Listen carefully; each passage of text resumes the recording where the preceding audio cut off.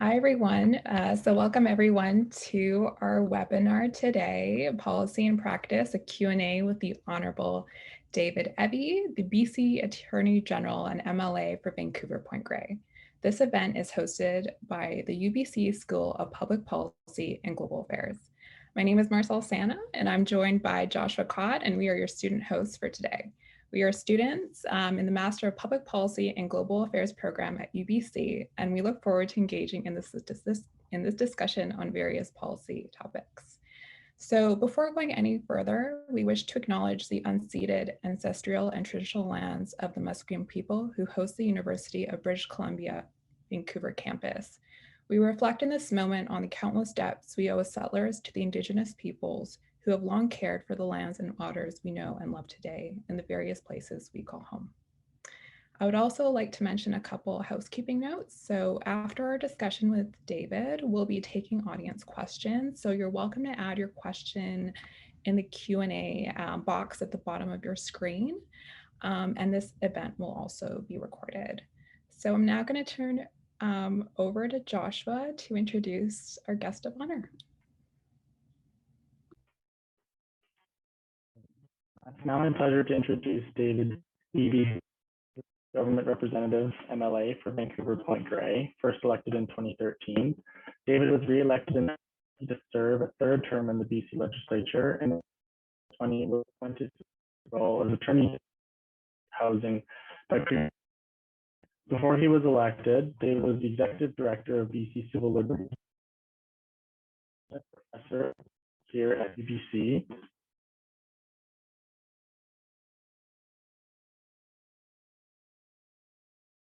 committee funded effective advocacy, also and articles on legal rights. I'll now like to turn it over to David for his opening remarks. David? Thanks very much, Joshua. Can everyone hear me all right? I couldn't hear Joshua super well, so I'm hoping that you can hear me okay. Give me a thumbs up. Okay, getting a thumbs up. Good. Hi, everyone. I'm coming to you from Musqueam territory as well. Our family lives up near the University of British Columbia. Thank you for starting us with land recognition. And welcome, everybody. Thank you for inviting me to speak. Really, my hope is for us to have a bit of a conversation as much as possible over Zoom around a Q&A, I guess. And so to facilitate that, I thought it might be useful for me to give you an overview of the areas of responsibility that I have as Minister for Housing and Minister of Attorney General, and some of the public policy discussions that are taking place in those areas to facilitate the Q&A session. My goal is to be brief. I am a politician. I will do my best to be brief, but please give me a signal, Joshua and Moysal, if, in terms of when you need me to stop talking. I'm really honored the Premier asked me to take on a couple of different responsibilities. As you know, the Cabinet or Executive Council as the provincial government is selected at the discretion of the Premier, and my role can consist of really anything within provincial jurisdiction that the Premier dreams up. And so I am the Attorney General and also responsible for housing. And so I'll go through these two areas in sequence. For Attorney General, this is a very long-standing common law tradition position in Commonwealth countries. The Attorney General has a couple of key areas of responsibility. One is the administration of justice. So I work with the courts and in particular with the judges of our courts, the Chief Justice of the Court of Appeal, the Chief Justice of the Supreme Court of British Columbia, and the Chief Judge of the Provincial Court, as well as a multitude of tribunals that we have in the province, like the Residential Tenancy Branch, the Human Rights Tribunal, tribunals that deal with workers' compensation issues, and the Civil Resolution Tribunal. So all of these kind of justice administration bodies. But the relationship with the courts is different. The courts are independent. They're their own branch of government, as you know. And so it's this kind of interesting scenario where government provides the facilities for justice to be administered, but the courts and the chief judges and justices have responsibility for what happens over there. So we work closely in partnership. That's one piece of my responsibility. Another key piece of my responsibility is I'm the head lawyer for the provincial government.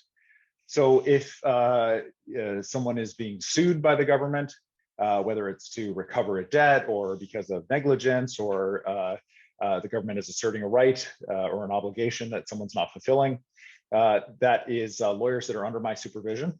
And I can direct them and do on occasion direct them in terms of various processes. But then there's also another separate section of lawyers, Crown Counsel, where if you break the criminal law or commit an offense under the Offence Act provincially, and you're prosecuted by Crown Counsel, I have a bit more of a nuanced relationship with Crown. The Crown Prosecution Service is quasi-independent, and only if I issue a direction in writing and it's gazetted, I'm sure all of you read the Gazette all the time, then it's publicly known specifically what my direction was.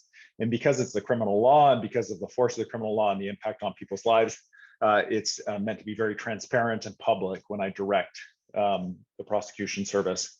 Otherwise, they work entirely independently of my advice, including around setting guidelines for prosecutions and so on, guidelines that are publicly available if you're interested.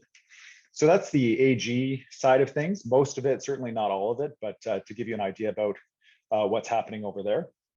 And one of the, obviously, live conversations right now in the province is around, you may have heard about large-scale protests related to old growth forests, for example, injunctions obtained by private companies, government's role, police role in enforcing injunctions. Kind of limited in what I could say about these things because they're very in front of the courts, but this is a very good example of an AG type issue around the rule of law. The company has permits to do cutting, around expression rights of journalists and protesters, and police attempting to reconcile these things, and their operational decisions on the front lines. Very squarely Attorney General kind of stuff. The housing side is really maybe a sort of a newer area of public policy, although governments often have talked about housing. The level of involvement of governments in housing and the level of discourse about how much involvement government should have in the housing market is it's really at the highest point it's been for a long time in Canada. Internationally, governments are very involved in housing, but in terms of Canada's housing market, the federal election has marked a real high water mark nationally around policy discussions. And there are a couple of key areas of housing policy that are very hot right now, and I'll go through them.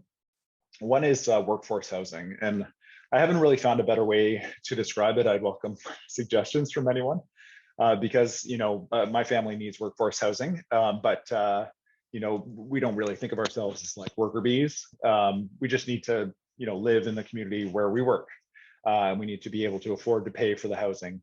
And we are obviously a relatively well-off family in terms of income levels provincially. And the issue is that increasingly communities are finding that the housing that's available for people is not consistent with the wages that people are being paid. And so workforce housing and employers are having difficulty hiring, and there's a huge demand for workforce housing, and an issue that was previously confined maybe to the city of Vancouver, South Vancouver Island, Victoria area has spread out to Metro Vancouver, a good chunk of the island now. And then with the pandemic and people working remotely, that pressure of escalating house prices has spread right across the province, but not just across the province, it was a national issue for the first time in a really significant way, as I mentioned in the federal election. So we have a couple of programs to respond to this. I'd be happy to talk about. There were some questions in advance on sort of adjacent to these topics. One's the Housing Hub. We provide financing to nonprofit organizations and to developers at government's rate of borrowing. So the two wings of the program are quite different, but it's a big program. It's a $2 billion program. And this program works. It essentially takes advantage of the gap between the interest rate that a contractor would have to borrow at, or a nonprofit organization would have to borrow at to build a new building, and government's rate of borrowing. And in that gap between those two interest rates, there's significant savings for the contractor or for the nonprofit organization. And they're able to leverage that into providing more affordable housing in exchange for accessing public borrowing. Once the building is built, then they take out a mortgage on it and they pay the money back to government. The government uses the money again to put into another project to finance the construction of that project. So it's more like in the nature of a catalyst than in the nature of a direct grant that builds a building and then never comes back to government. We also provide development support to nonprofits that don't have experience in development. So, you know, there's a church with a big parking lot. The church building's quite decrepit. They think, oh, if we could build rental housing on the parking lot, we could have a stream of income. We could use some of the revenue to rebuild the church building and service the mortgage on the church. And so we provide support with understanding what the economics of that are, and then potentially the financing to be able to do the construction and to get that done. I think churches, legions, nonprofit organizations, and often the rental housing can help service the population. So when you think about a legion, for example, veterans could benefit from the rental housing. So that's called the Housing Hub program. It's really cool, and it's generating thousands of units of rental housing across the province. The other area of workforce housing is really around the constraint that certainly in part the provincial government, but more primarily municipal governments place on housing development and acting as effective gatekeepers to private capital that wants to build housing. So increasingly, we are in a situation where the cities in Metro Vancouver, South Vancouver Island especially, but more broadly across the province, are not building the level of housing that's needed for population growth. And so as housing supply diverges from population growth, we see a number of really negative activities come from that: speculation, hoarding, and just generally increased homelessness as it kind of pushes out the bottom of the market. So we're working with municipalities around, are there areas where we can expedite, where we can provide support to you? And to date, we provide funding for cities to be able to do housing needs surveys so they know what the needs are in their community, so that they can have their official community plan match the housing need that's coming.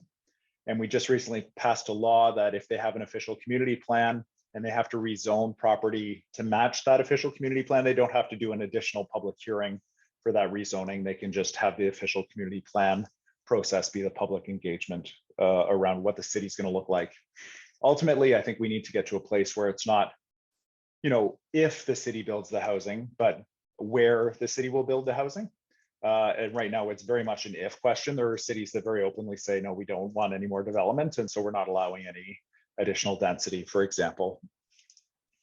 So that's workforce housing. And then the other major market failure that we're seeing is, and ever thus, right, is housing for people who are very poor.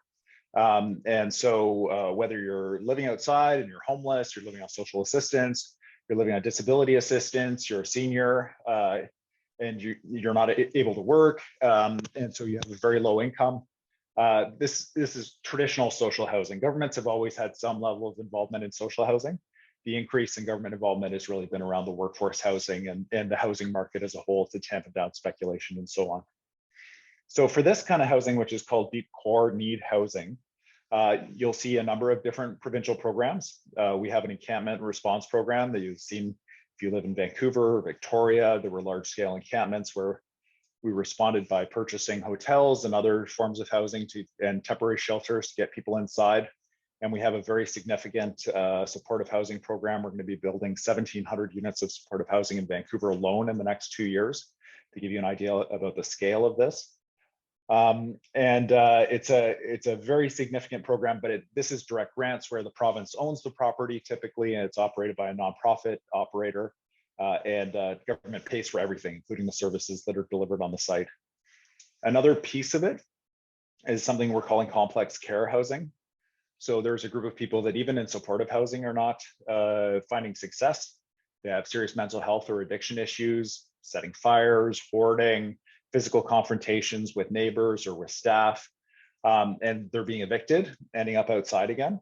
And so complex care is meant to provide wraparound services, recognizing that people are going to go to jail, and they do go to jail, but they go to jail for like 15 days or 30 days. These are relatively minor offenses. And then they come back out and the problem isn't addressed. So complex care will be more in the nature of healthcare services. The Minister for Mental Health and Addictions is working with the health authorities to deliver these additional services. and really to try to deliver the services that I think a lot of people thought would be happening when deinstitutionalization happened. So if you're from BC, you may have heard stories about Riverview, the big mental health hospital in Coquitlam, which was closed, and people who were moved out of there into community to benefit from community services that never really showed up. And so this is, we think, we hope, or we intend that these services are going to close that gap. We're also increasing involuntary supports for people where, you know, you're not able to look after yourself or you're a threat to yourself and other people. We're opening 107 beds at the Riverview site. And so that is happening too, but that's not what complex care is. Complex care is, you know, it's someone who's not quite sick enough for to be institutionalized and would voluntarily take up services or is willing to attend, or a court could potentially compel them to attend wraparound services to be able to be successful in community. So whether you're talking about encampments or municipal housing approvals or the level of involvement the government should have in the housing market around speculation taxes, foreign buyer taxes, and so on, these are very live areas of public policy discussion and debate in communities. And when you put it all together, it's been very interesting. And if you are interested, I also have experience working with Crown corporations. I was responsible for the BC Lottery Corporation, ICBC, the BC Liquor Distribution Branch, as well as the establishment of the cannabis industry in the province under legalization when the federal government decided that we were going to be moving in that direction. So happy to talk about Crown corporation issues, gambling, liquor, all the sin files. I used to call it the bad weekend file with cannabis and alcohol, gambling, and then ICBC. And then, you know, also I was responsible for the criminal courts. So we had a full service spectrum there for people previously under my other profiles. So glad to hear your questions, conversation. I can go on for a long time if no one has questions, but my preference is always Q&A. So if people are interested in anything, glad to talk to you about it. Thank you so much, David. I think that gives us and our audience a really good understanding of the many hats and many roles you play within your role of the Attorney General of BC and the MLA for Vancouver-Point Grey, as well as your previous role. So thank you so much for that. You've touched on a little bit of our prepared questions Joshua and I've come up with, but I guess we're just going to dive into the first one. So here we go. All right, so in working with the Minister of Public Safety and Solicitor General, Indigenous communities, and the BC First Nations Justice Council, we wanted to inquire about the advancement of the First Nations Justice Strategy. So the strategy includes 42 actions along two paths. So the first is the reform of the criminal justice system, and the second is the restoration of the First Nation legal traditions and structures. So can you kindly tell us which actions or policies from the strategy's two streams have been implemented so far to decrease the overrepresentation of Indigenous people in our criminal justice system? Thanks, that's a great question. So the First Nations Justice Strategy is a document that I think is quite revolutionary in terms of the history of colonial settler governments and Indigenous people. And in that, this document was drafted by Indigenous people in British Columbia for Indigenous people, and government adopted that document as our official justice strategy as well. So we entered into an MOU with the First Nations Justice Council. And just for background, for those folks on the call that are really interested in this, there's a three-part leadership group of Indigenous organizations: the Union of BC Indian Chiefs, the Summit, and the Assembly of First Nations. They have a council, and they delegated to the First Nations Justice Council responsibility for First Nations justice. Métis Nation BC has a similar structure. And we have a Métis Nation justice strategy as well that we're working with Métis Nation BC on. So this document was prepared by the council going around to communities and engaging with stakeholders, and government provided support and resources for the drafting and to pull it all together. And so it's in itself, the document represents a different way of the justice system doing business. It's been embraced by our government and also by the federal government that's provided financial support. And it's resulted in some very real on-the-ground changes.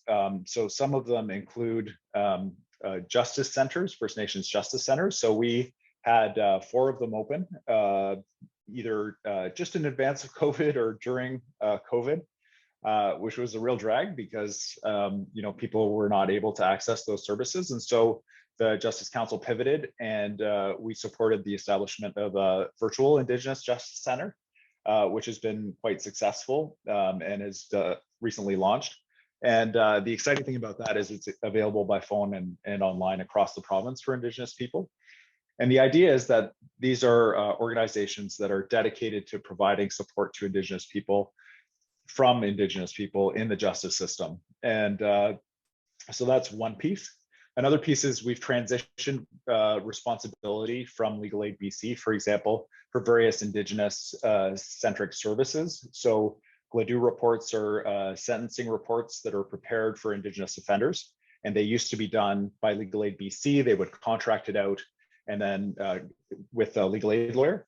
That whole delivery of that service has been transitioned over to the First Nations Justice Council. So what we're doing is slowly shifting services over to, as capacity allows, an Indigenous organization to run services for Indigenous people. And that's consistent across the court system. So on the child welfare side of things, working with nations to transition responsibility to Indigenous child service organizations, so that Indigenous people are responsible for their own children and their own children's welfare rather than central government, if that's what they want. If they want to keep it in central government, we're willing to do that too. And it depends nation by nation. We have First Nation courts established across the province. First Nations Justice Councils work with our Crown Prosecution Service on their policies. And so what you're starting to see is more Indigenous people involved in the justice system as lawyers, as Crown, but also that the policies and so on are reflecting the participation and partnership of Indigenous people. So there's a lot going on in that one. We could do the whole hour on that, where we're at and where the challenges are.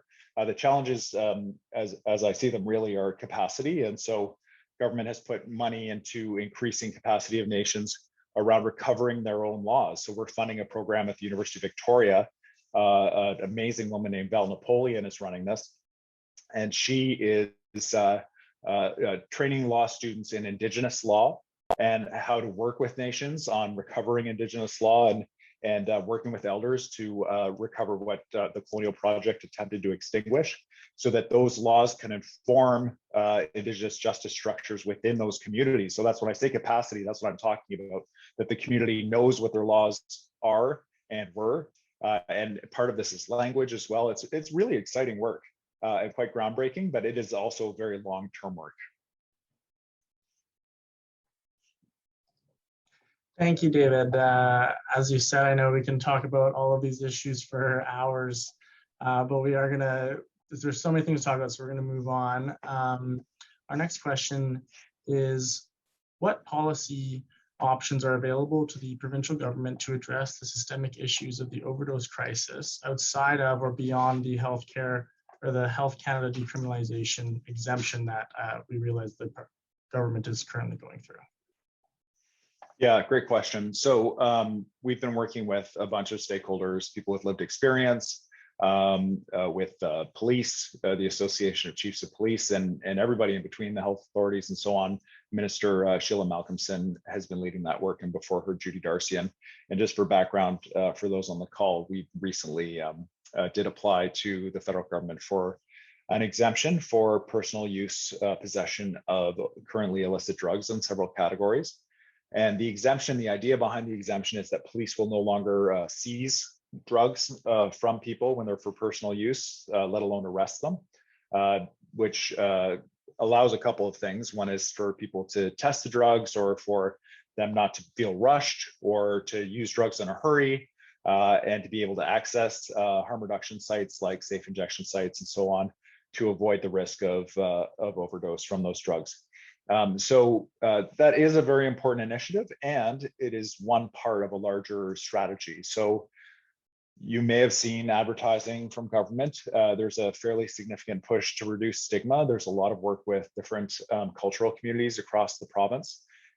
hoping that people are able to talk to friends and family if they are struggling with addiction, that they're able to say, I have this addiction, and I'm, and to let them know, because one of the things that we're seeing is people using drugs alone at home, and because there's no one with them, they die of the overdose.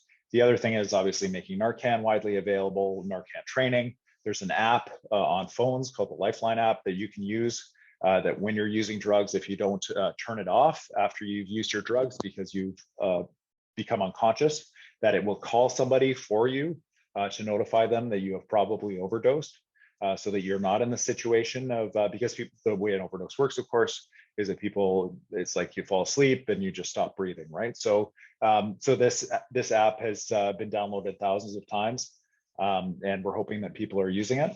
We've increased access to safe consumption sites across the province. And we've also, so that's all harm reduction side. Treatment side, we've opened hundreds of new beds on the treatment side. We have worked with health authorities to make sure that physicians, nurses, and others have the training they need to support people with appropriate treatment responses and substitutes for opioids, for example, and that piece as well. And then finally, first responders, making sure that police and fire have access to the training and tools that they need. This is incredibly traumatic, as you might imagine, and really difficult for first responders to see the same people and resuscitate the same people over and over. And so to try to provide support to them as well. It is a challenging piece, and it's a real public health crisis that has been made so much worse by COVID. The drug supply is so much more toxic now. Thank you, David. So kind of drawing from that question, how much of an impact will decriminalizing drugs have on changing overdose rates in BC? Is there forecasted data on this? I know you kind of spoke about, there's a bigger problem here and there's, different avenues of attacking the whole thing. But in terms of just decriminalizing it, I guess the question is, would that have a significant effect on reducing the overdose rates? Can we gauge that at this point? Yeah, it's really hard to know. So one of the things that we're taking our lead from is we're talking to people with lived experience and saying, from your perspective as someone who uses drugs or someone who used to use drugs, what could be done that would lessen, when you think about the dangerous situations you put yourself in or that you used to put yourself in, what can we do to discourage people from, or to make it safer for people to not put themselves in that situation? And one of the key recommendations that kept coming back was, we really need not to be in fear that the drugs that we work so hard to get, and the work can include all kinds of problematic activities for the person's own safety as well as community safety, that they would be seized, that I would end up in jail. And so to not have that kind of pressure and to be able to access services and to be able to know what kind of drugs I have and so on is really important. So we take that advice seriously, obviously. And it's really hard to know what that will mean. We're the only province in Canada that's taking this approach. It's not like we can look to Ontario and say, well, they did that and here's what their results were. This is all being obviously monitored very closely by the Coroner Service, but also by the Ministry of Mental Health and Addiction in terms of close calls, resuscitations, use of Narcan, and fatal overdoses. So it's all, there's a feedback loop in terms of we understand what's working, what's not working, not just from the statistics, but also from experiential groups. And I think it's safe to say that it's a desperate situation. So we're willing to try different things that would have been considered incredibly radical just a few years ago. And yet now the chiefs of police are calling for this kind of thing to be done. So that's the depth of the crisis we're facing. And I'm hopeful it'll have a positive impact. And I also know that the work that I told you about on housing and the work that we're doing to provide supports to people to get them inside is going to have an impact on this as well. So there's lots more to do, but I think this could be a significant step, but we'll have to see. Thank you, David. Yeah, absolutely. It's fairly new across the world as well in many different jurisdictions. So we're certainly excited to see that the government is taking that step as well. So we are going to move forward with past one of the prepared questions, David, just so you keep a track here as we're running out of time or getting closer to running out of time. So moving to another prepared question here. Almost every year since the Vancouver homelessness count has been conducted, homelessness has increased by 2% or more. The NDP government has made significant effort to increase the supply of housing in BC, particularly with their 10-year BC housing plan. However, many have suggested that supply is not the answer to homelessness and affordability. And despite an increase in supply, prices have continued to rise along with concerns of affordability. So as minister responsible for housing, how do you think we address the housing crisis outside of supply in the long term? Sure. A couple of pieces here. So there is a set of housing that supply will never really address, which is the market failure around providing housing for people who are extremely low income, people who struggle with different health issues, and so on. That's a government responsibility. That's us, the federal government. The federal government is coming back into the housing game in a more significant way, and it's really important on that in terms of that particular kind of housing. But it's also important to recognize that above that strata, there are people who are just kind of hanging in the bottom, most affordable level of rental housing.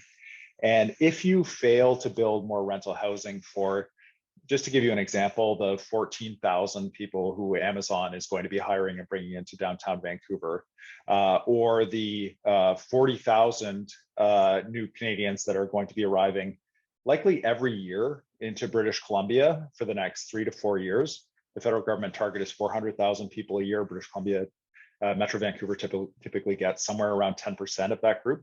So when you look at those kinds of impacts of people coming who are going to need housing, if they have resources and if they're employed, which the vast majority of those folks are going to be, they will be renting places and putting pressure on rents. And as those rents escalate, and as there's a greater differential between the rents people are paying and what the market is offering because of our rent control programs, there's more and more incentive for landlords to evict people, to buy people out, to play games to get them removed from their housing.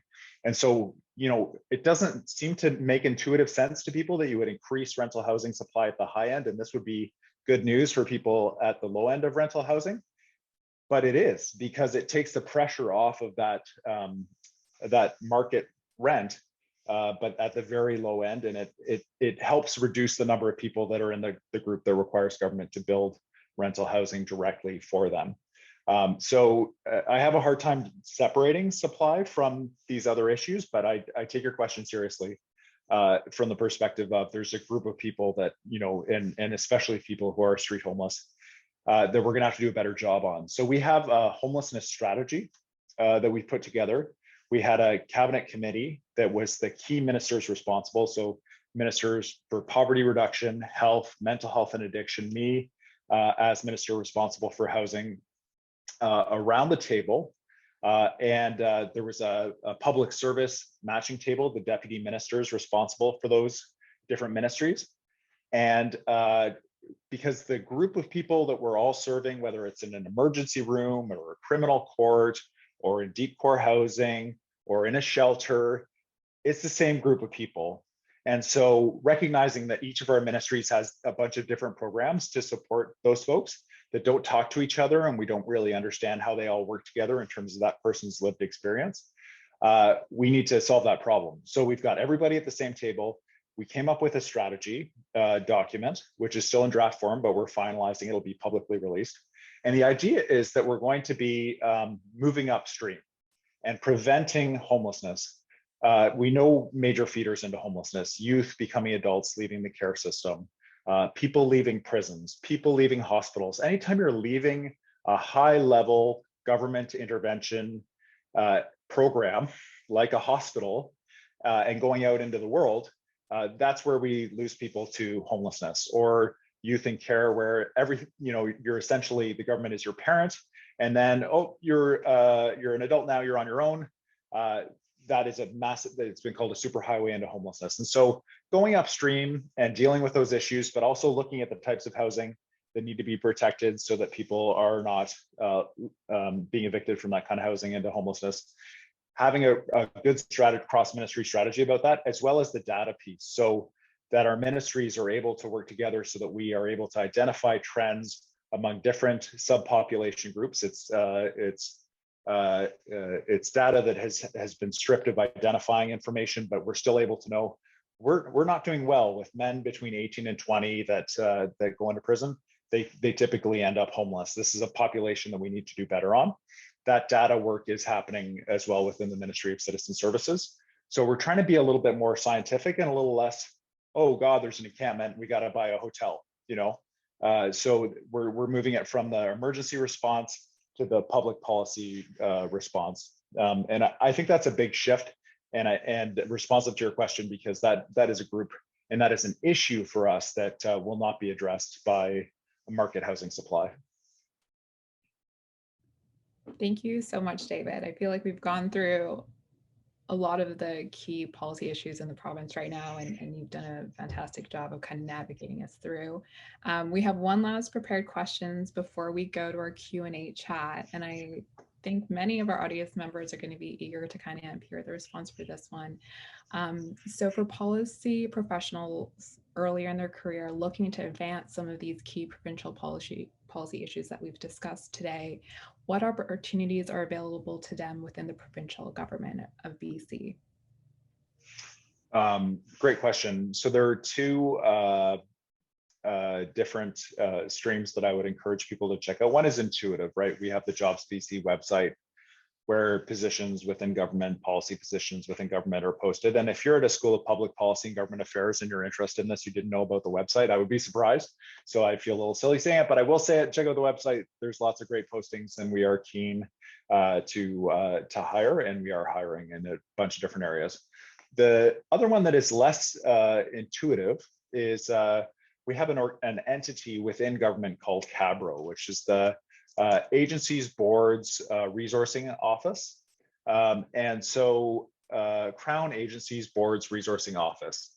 And so there are hundreds of boards across the province that are, you know, of big crown corporations like BC Hydro, ICBC, whatever, and really small organizations like the Turkey Marketing Board, and everything in between. And we are always on the hunt for people with public policy interest and education and training, who are interested in most of the boards have some kind of per diem. It doesn't cover what you would otherwise earn in some kind of job with your training and experience, but it does provide really interesting experience and exposure to different areas of responsibility in the province. So CABRO has a website. They do post positions on it, but they also have an open application process. This is an area that historically has been one of patronage and, you know, did you make a donation to government or whatever? Are you friends with somebody? You know, all that kind of stuff. We have transitioned it, in my opinion, and people might argue, but in my opinion, we have transitioned it to professionalize it, which is that we have regional targets, certainly. We have diversity targets, certainly. And the requirement across all of those is that there be highly qualified people in these positions. And it's CABRO. And the Crown Agencies Board Resourcing Office. A Google search should get you there, but if not, I'm happy to provide it to the link to the School of Public Policy and Global Affairs so that you can check it out and see what the opportunities are and put your application forward. Please consider this an invitation. Looks like someone popped into the chat. That's perfect. So that's a really good opportunity that I find not enough people know about. And if you have this kind of public policy training, you're an ideal candidate for it. Thank you, David. I think a few of us might really look into that. Yeah, right on. Thank you so much for your thoughtful answers to our questions. We really appreciate your insight on these key issues. And now we're going to move to some of our questions from the audience. One of the first ones I see here is from Jemima. How will the national housing strategy put forward by the federal government benefit refugee claimants and GARs in BC, since they are the most vulnerable of the low-income earning group? That's a really good question. So one of the challenges that we have had historically with the federal government is around getting them to recognize the impact that some of their decisions and international obligations have on provincial government service delivery. So when you say we're going to welcome 400,000 new Canadians to the country, we support that, we love that, and we need your help, federal government, to make sure that there's housing and for all the different categories of folks that are going to be welcome to Canada. And so we have those discussions with the Minister for Housing and the federal government.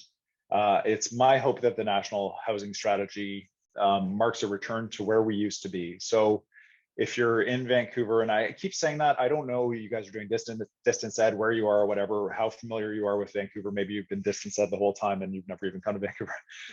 The west end of Vancouver, almost all of that rental housing was built through a federal government program called the MURB program, MURB, multi-unit residential building program. It's where, for those of you with an accounting background, you get to have an accelerated capital cost allowance when you build one of these buildings. It was a very significant and successful initiative. It was expensive at the federal level in terms of foregone, or the perception of foregone tax revenue. And so the program was ultimately stopped. But these are the kinds of programs that we're hoping that the federal government starts to step up. But in the meantime, we've seen an increasing number of direct federal to city supports, where the feds will give money to the city of Vancouver to buy a site and develop housing without any provincial involvement. And it's my suspicion that this will be how a lot of the housing for specific federal programs, whether it's around refugees or other protected people, that that's what we'll see. And I just want to mention one category where we're advocating with the feds and still struggle with is housing on reserve for people who live on reserve, Indigenous people. It's just so substandard in our province that the province actually has been building housing on reserve, even though it's a clear federal responsibility, just because the situation is so dire. So if you're talking to someone federally, be sure to mention housing on reserve as well. Thanks for the question. It's a very thoughtful question. Thank you, David. I hope that helped. Okay, next question is from Philippe. I'm just going to read it out loud. Could you please clarify stats for growth in non-residential housing, buyers growth, resident population growth, and housing supply growth? For a while, it seemed that supply growth was attracting non-resident buyers and reducing affordability for resident buyers, including the workforce. Is this still the case? i.e., the more we build, the less it becomes affordable as a city becomes even more of a magnet for capital investment and speculation. That is the question, David. Yeah, thanks. That's a really important question because in striving to be as nonpartisan as possible in my remarks, recognizing the forum, there is a philosophy out there that exclusively addressing supply without looking at issues related to demand will solve the housing problem. We'll just keep building and building and building, and at some point there'll be so much housing as a matter of economics. There will be enough housing that will be more affordable for people. I don't subscribe to that. I believe that we have to pay attention to demand as well, because if people are using housing as an investment, as a speculative investment tool, then the kind of housing that gets built, where it gets built, and what it looks like and what it does is distorted by that in a very significant way. And so we have a structural housing shortage, which facilitates and encourages speculation. It's like concert tickets or any other scarce good. It encourages people to buy it, hold it, and then sell it at an inflated price because we're in this structural problem. So we put in a number of measures on the demand side. Speculation tax that says, look, if you're holding a vacant home in a high demand housing area, you're going to have to pay an additional tax to help us build housing to make up for that. And the way to avoid the tax entirely is to rent out your place. We know that brought 18,000 units of vacant housing back onto the market, according to CMHC. This is not our numbers. These are federal government numbers about the impact of that tax. The foreign buyer tax brought in by the previous government that we increased has had an impact. Foreign buyer purchases in the province of BC are around 1% right now. And so what we see now is we've got the demand side measures. In my opinion, there are some areas that we could clean up, but we've got the demand side measures in place. Now we can tackle the supply side piece, and now we should tackle it because we know that the housing that will get built, or we have assurances because we have better information, we have better policies in place, that the housing will be for people who are tax resident in British Columbia, who require the housing to live and work in. And then maybe someday, down the road, we've addressed that workforce housing shortage. We're able to say, okay, we don't really need to worry about the foreign buyer tax. We don't really need the speculation tax in the same way because the demand isn't there in the same way. But the priority should go to that. So there are other parties whose perspective is that you don't require those demand side measures. We believe very firmly that you do. Thank you, David. On a similar topic, continuing on housing, another question from Easton is, according to the widely cited economics work by C. and Moretti, the knock-on effects of NIMBY municipalities cost American workers several thousands of dollars in lost income annually.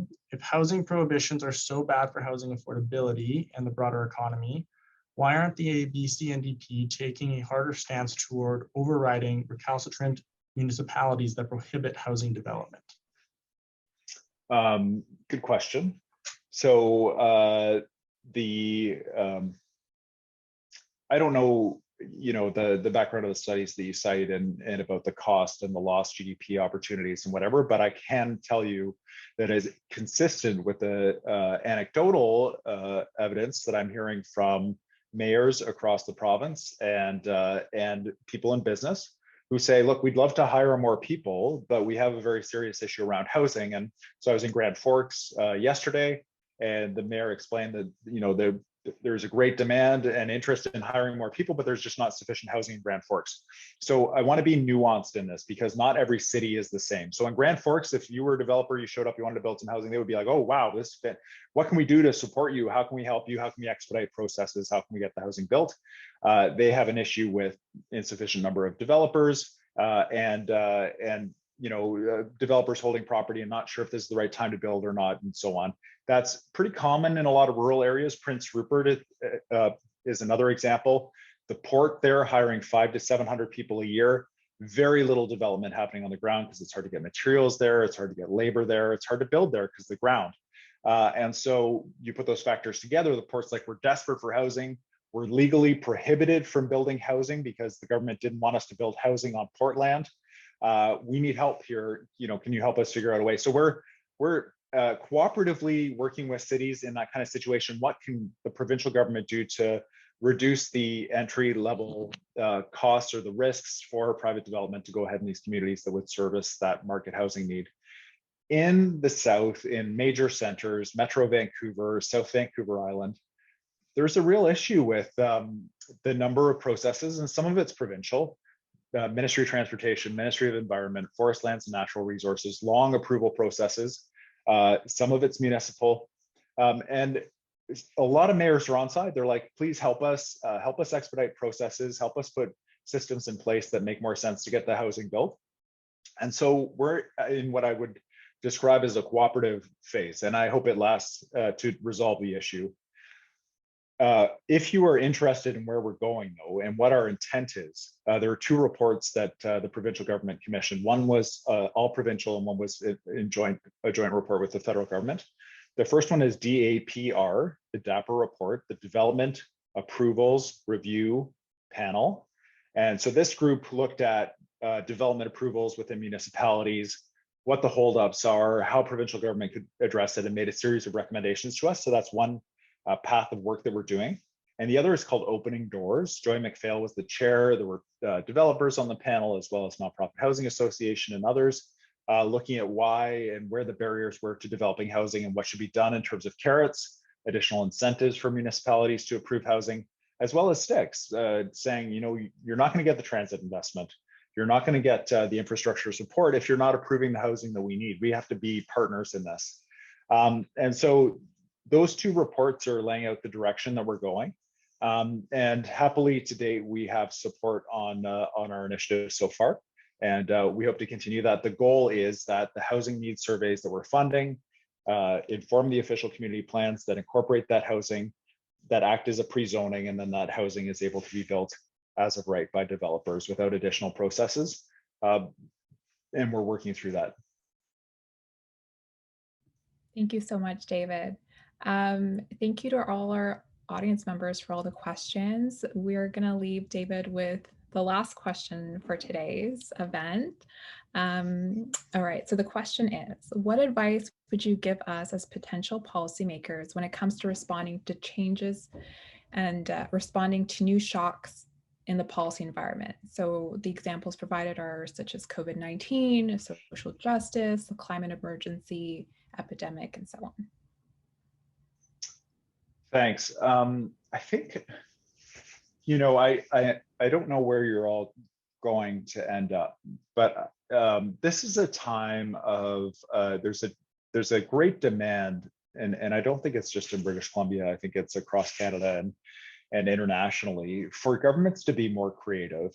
And we went through a long period of time in sort of my formative years around policy of, you know, the overwhelming theory was that government should be as small as possible and stay out of the way as much as possible.